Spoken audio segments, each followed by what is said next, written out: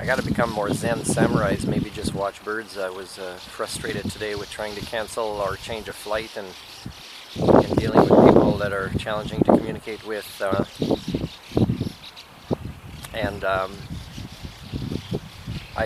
I carried some of that frustration into badminton on my last day.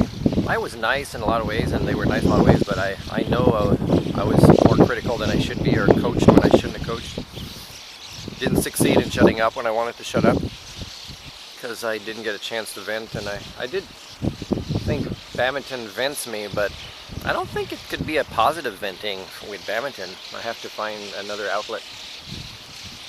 And sometimes they say, oh, it's just being polite like this, that it's part of the culture, but there are things about the culture that makes the game not as good sometimes because of apologies or avoiding conflict. And I know this, I just have to be sure to expect that it might get the frustrations to get worse sometimes, instead of get better to play a sport or to do an activity where people don't, like if I promise to shut up but my partner already knows he's got to do more net shots and it's already like 13-2 for the opposite team because we lift everything, it's hard to keep shutting up for the rest of the game, because then, you know, you're putting 100% effort to lose. I guess that's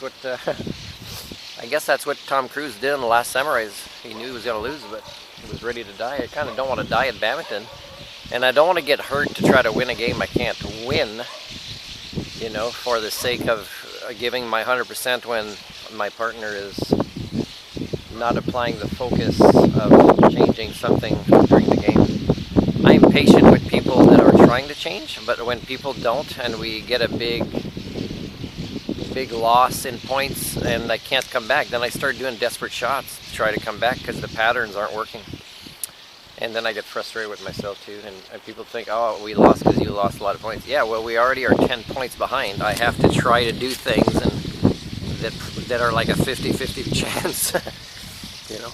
Anyways, these birds are nice. There's more over there that aren't coming yet, but I think most of them are there now. Pretty wild.